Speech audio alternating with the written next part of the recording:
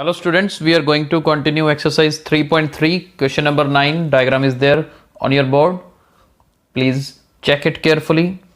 हमारे पास RISK risk, CLUE clue, ये दो पैरेललोग्राम्स दे रखी हैं. ये एंगल 70, ये 120, दो एंगल गिवन है और ये x की वैल्यू निकालनी है. अब बड़े ध्यान से देखिएगा, बहुत आसान क्वेश्चन है. मैं कुछ एंगल्स के नाम दे रहा हूँ यहाँ पर, जैसे कि इसका नाम 1 दे रहा हूँ, देखते जाइएगा. इसका नाम 2 और इसका नाम 3. कुछ एंगल्स के नाम दे दिए ताकि क्वेश्चन इजी रहे. अब देखिए, ये मैं पैरेललोग्राम की बात कर रहा हूँ. इन पैरेललोग्राम RISK पैरेललोग्राम की बात कर रहे हैं. इसके हिसाब से एंगल 1 और 120, इन दोनों का सम क्या है जी? 180 डिग्री है, राइट. और reason conjunctive interior angles, right.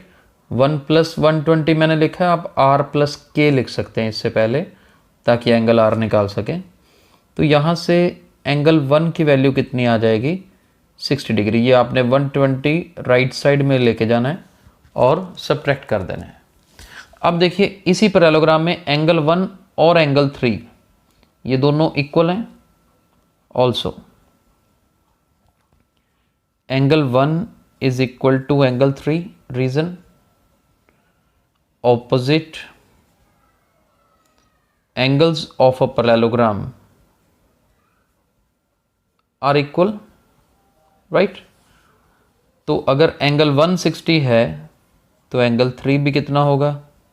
60 degree होगा, राइट. एंगल 3 निकल गया हमारे पास. नाउ CLUE पैरेललोग्राम में देखिए, इन पैरेललोग्राम CLUE एंगल 2 किसके इक्वल होगा? एंगल L के, जिसकी वैल्यू कितनी है? 70 degree. Reason opposite angles of a parallelogram are equal. अब देखो, एंगल 2 भी निकल गया हमारे पास, एंगल 3 भी निकल गया. इन दोनों की वैल्यू आ चुकी है.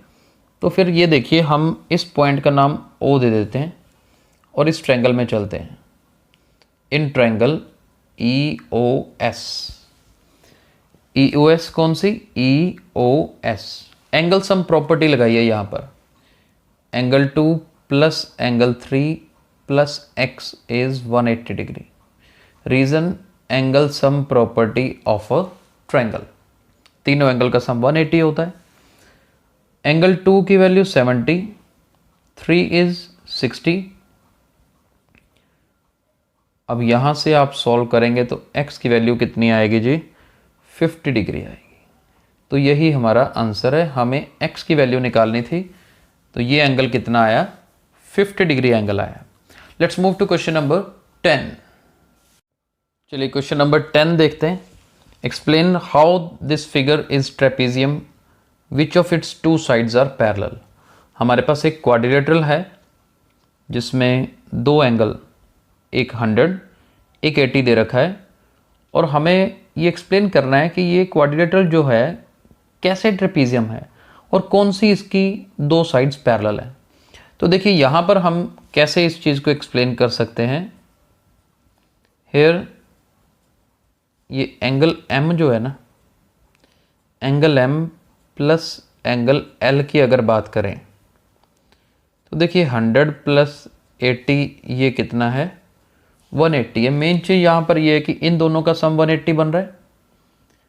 अगर इन दोनों एंगल का सम 180 है और साथ में क्या है? But angle M and L are conjunctive interior angles.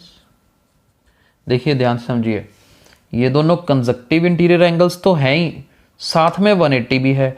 तो वो तो हमने पैरेलल लाइंस की कंडीशन पढ़ी थी ना, व्हेन 2 लाइंस आर पैरेलल और एक ट्रांसवर्सल हो तो अंदर वाले दोनों एंगल का सम 180 होता है. तो यहाँ पे उसका कन्वर्स लग गया कि कंजक्टिव इंटीरियर एंगल्स तो हैं ही, एंगल भी 180 है, तो आगे लिखेंगे therefore N M is parallel to K L.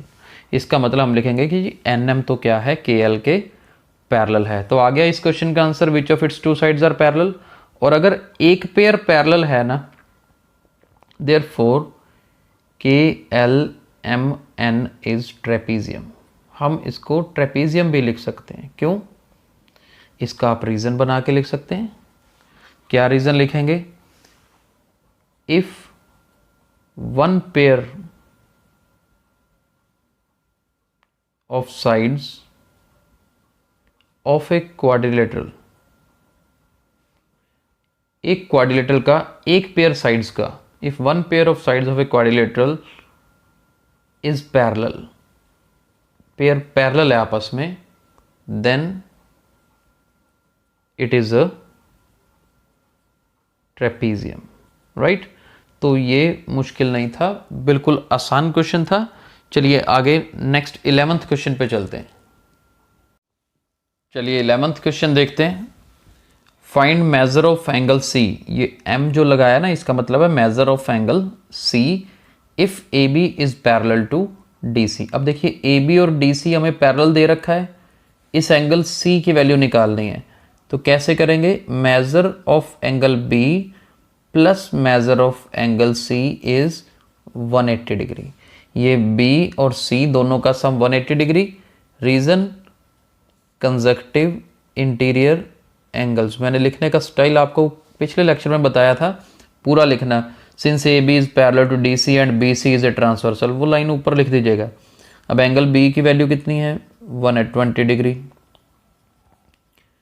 Right? तो यहाँ से देखिए कितनी आसानी से मेजर ऑफ एंगल सी आ जाएगा 60 डिग्री। तो बस 11th क्वेश्चन का यही आंसर है जी। अब 12th में भी देखो सेम कंसेप्ट है। अब ये आपने अपने आप करना है। हमें देखिए P और S का मेज़र निकालना है। अब P और S का मेज़र निकालना है ना, तो मैं सीधा यहाँ पे आपको लिख के बता रहा हूँ। ये देखिए इधर हमें RQ और SP दोनों इस क्वेश्चन में पैरेलल दे रखे हैं। ये दोनों हमें गिवन है। यहाँ पे मैं लिख देता हूँ क्वेश्चन में, if SP is parallel to RQ। ये हमें पैरेलल गिवन है। देखिए अब ये दोनों पैरेलल है, PQ ट्रांसवर्सल है, तो इसका और इसका सम क्या होगा? 180 होगा। ये 130 है, तो फिर मेजर ऑफ P कितना आएगा? 50, क्योंकि 130 प्लस 50 180 होता है। स्टेप यही लगाना है आपने। इधर से ये 90 है, तो मेजर ऑफ एंगल S कितना होगा? ये 90 है, तो जी फिर S का आंसर भी क्या आएगा? 90, क्योंकि 90 प्लस 90 क्या होगा? 180 होगा। राइट? और अगर इसमें कोई पूछ ले कोई और मेथड है, तो देखो हम क्या कर सकते हैं। यहाँ से आपने इन दोनों के सम में से P निकाल लिया ना 50, तो angle sum property of quadrilateral लगाओगे तो भी ये क्या आएगा? 90। चारों एंगल का सम 360 ले लोगे तो भी 90 आ जाएगा। वैसे करना आपको ऐसे ही चाहिए, कंजक्टिव इंटीरियर एंगल लगा के। राइट? वो आपके क्वेश्चन में इसमें पूछा गया है कि is there any another method to do find angle. हाँ, उसमें एंगल P पूछा गया, तो आप पहले S निकाल लीजिए। पहले S निकल जाएगा, फिर एंगल सम प्रॉपर्टी लगा के P निकाल लीजिए। Lot of ways are there, but हमें यही फॉलो करना है, कंजक्टिव इंटीरियर एंगल्स। राइट? तो आज हमने ये एक्सरसाइज कंप्लीट कर ली है। अच्छे से करिए इन क्वेश्चंस को, कल हम आगे कंटिन्यू करेंगे। Thank you.